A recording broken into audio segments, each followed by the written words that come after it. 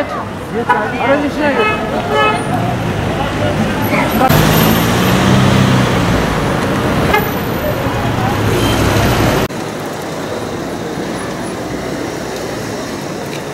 Rabbim utandırmasın. Allah Teala hayırlara vesile kılsın. İnşallah bu lokalimizin açılışı seçim sonrasında yani 1 Nisan'da belediyeyi devralırken ilk keseceğimiz kurdelenin altyapısını oluşturacak. Yıllardan beri Hüdapar ve Hüdapar'ın temsil ettiği, eşgüdüm halinde çalıştığı kurumlar, sivil toplum kuruluşları ve anlayış bu memleketin damarlarına hayat pompalıyor, maneviyat pompalıyor, kardeşlik pompalıyor. Allah'ın izniyle Hüdapar bu memlekete çok şey katacak, değerlerine sahip çıkacak ve bu memleketi bir kez daha ayağa kaldıracaktır. Tekrar hayırlı olsun, Rabbim utandırmasın. Ya Allah, Bismillah. Bak oradan Recep abi.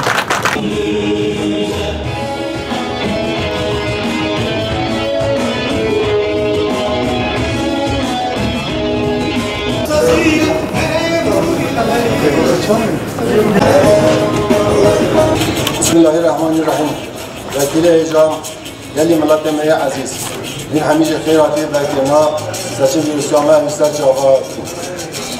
Vadi talim arfın, vekilna seçim bir İslam'a bitti sebep ve tilat edildi. Din hamice cevap, din serseri maaşı.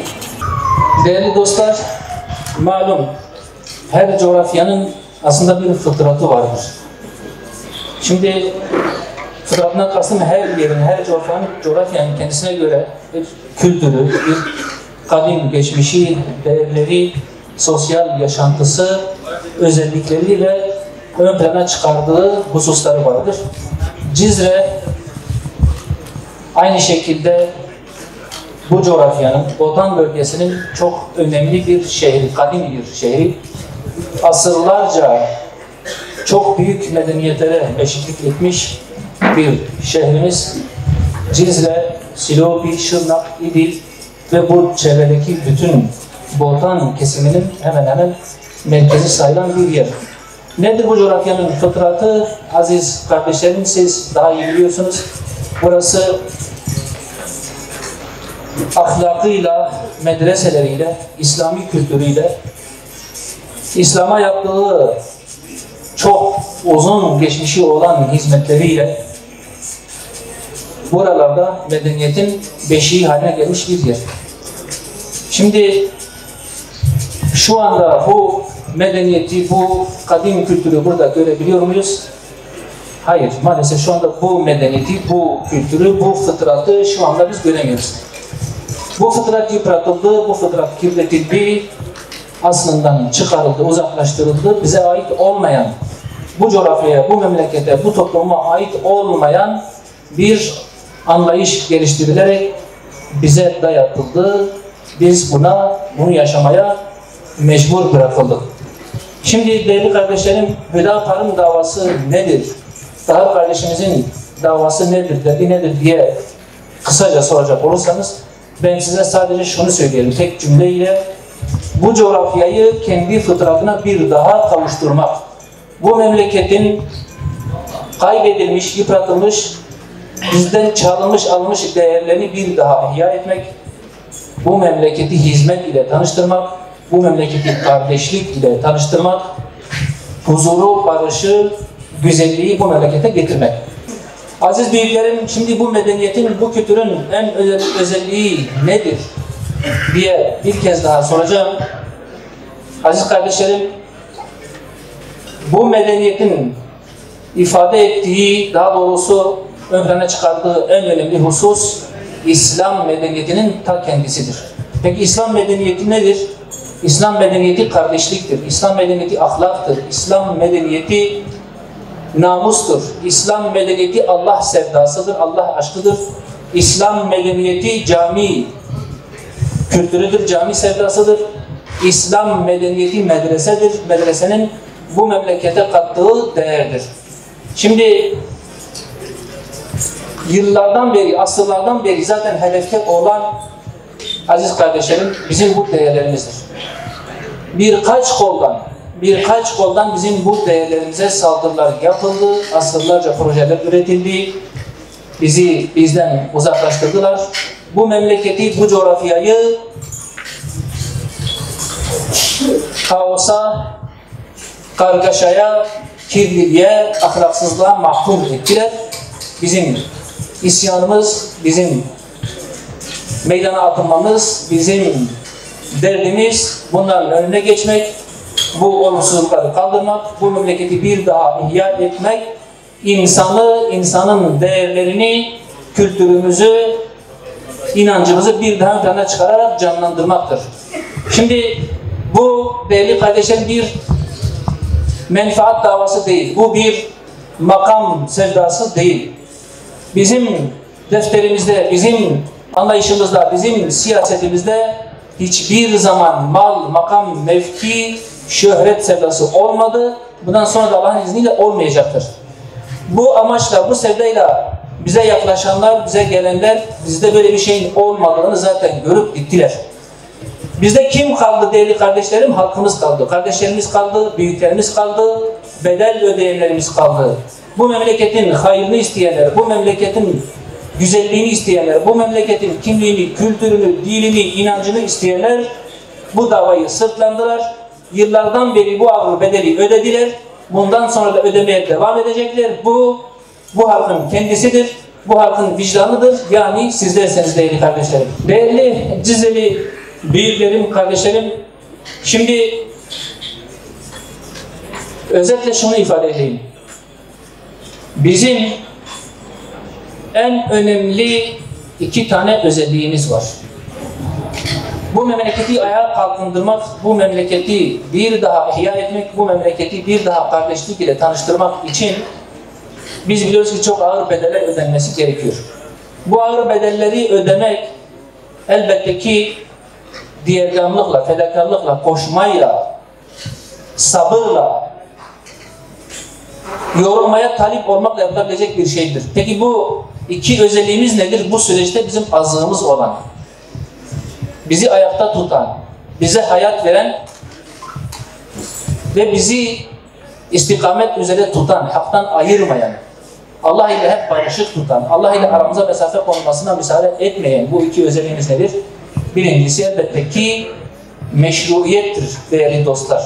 Allah-u Teala'nın siyaset kulvarında, hizmet sektöründe, memlekete hizmet davasında, yani siyaset mekanizmasında Allah-u Teala'nın meşru görmediği, caiz görmediği, haram kıldığı bir şeyi bizim yapmamız, tevessül etmemiz, onu denememiz mümkün değildir. Bu nedenle bizim siyasetimiz diğer siyasi aktörlerden, partilerden çok çok farklıdır. Onların siyasetlerinde, onların hizmet anlayışında her türlü yol meşrudur. Her türlü yol yani şu: zafere ulaşmak, hedefe varmak için, yani makamı, koltuğu almak için her türlü yol meşrudur. Her türlü yoldan kastım, yalan söyleyebilirsin, hırsızlık yapabilirsin, rant peşinde koşabilirsin, söz verip sözünü yerine getirmeyebilirsin, insanları mahcup edebilirsin, ümitlerini boşa çıkarabilirsin. Allah-u Teala'nın ölçülerini hiç dikkate almaz, kendisine göre seni koltuğa oturtacak ne varsa hepsini yapabilirsin. Bu şu andaki siyaset kurumlarının, şu andaki yöneticilerin, şu andaki idarecilerin en belirgin özelliğidir. Bu bizde asla olmadı. Allah'ın izniyle de bundan sonra asla olmayacak.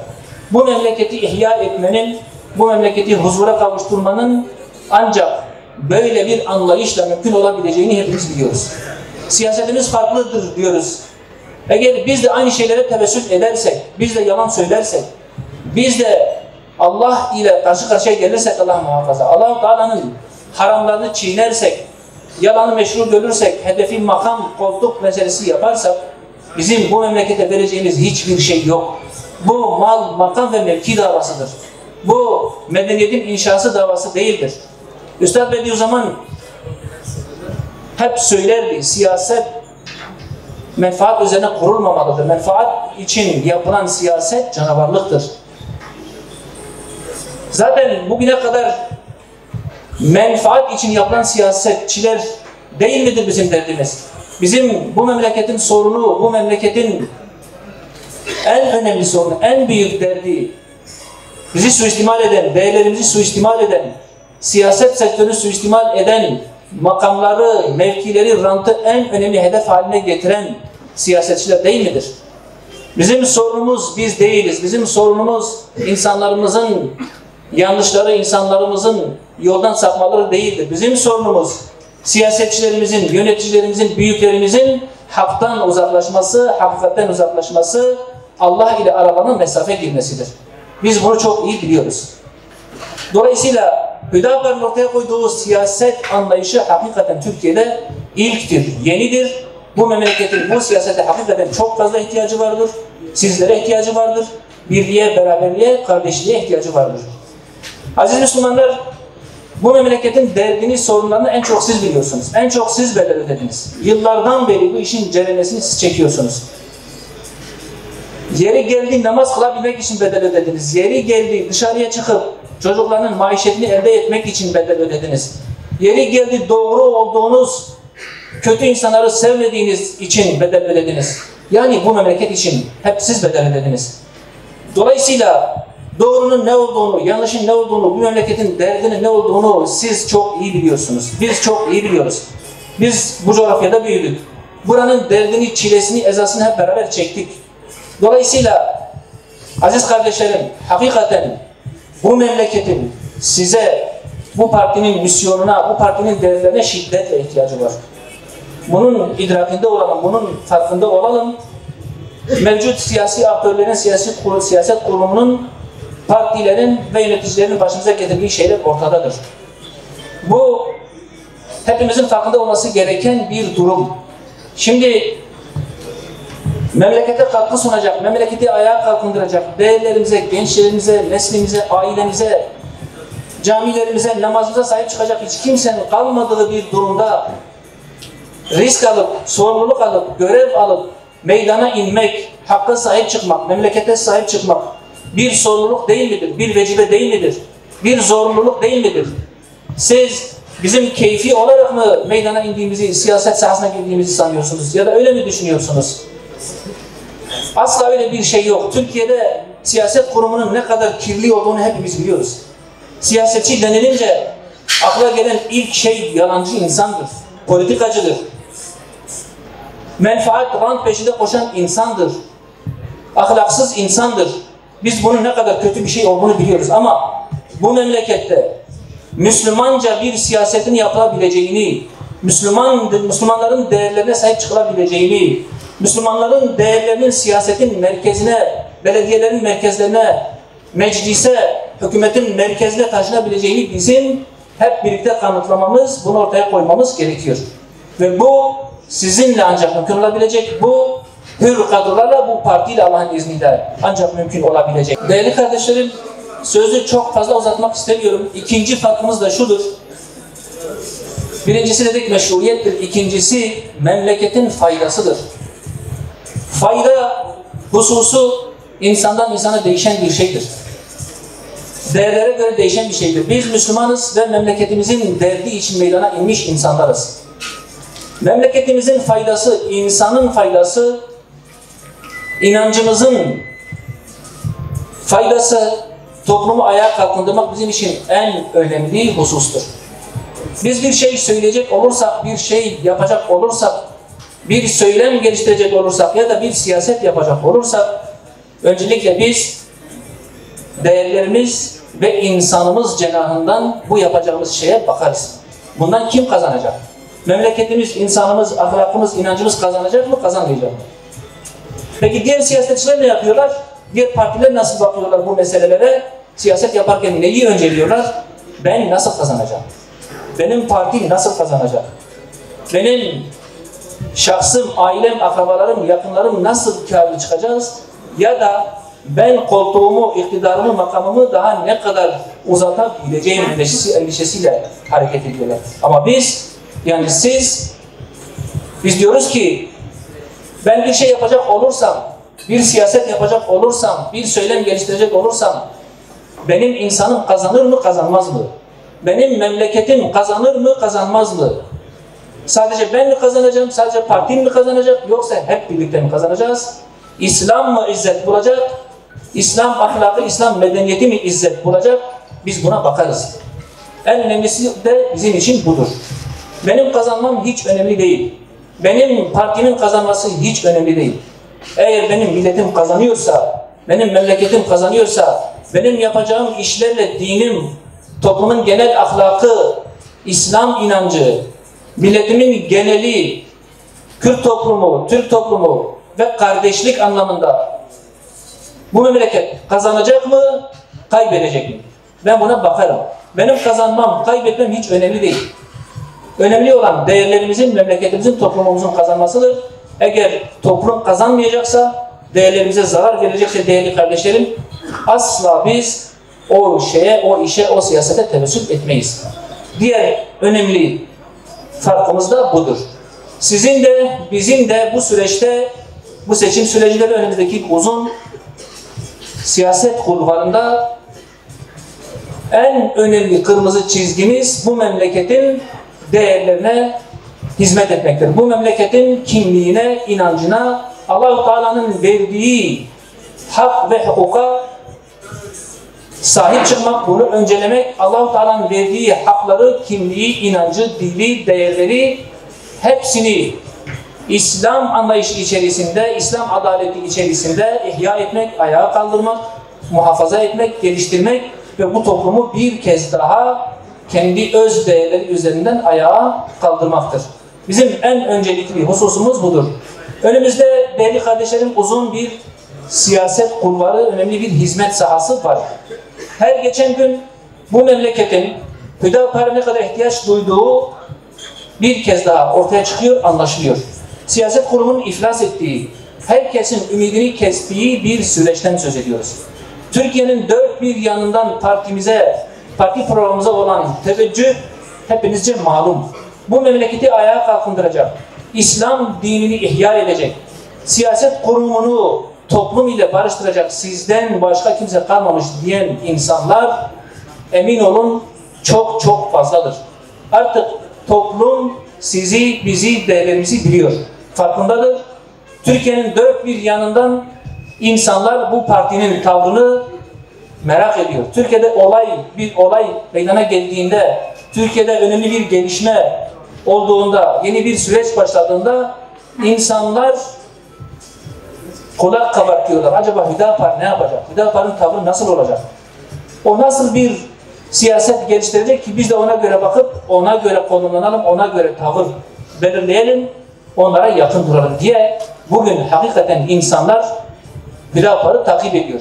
7'den 70'e herkesin gündeminde olan bir medeniyet projesinden söz ediyoruz.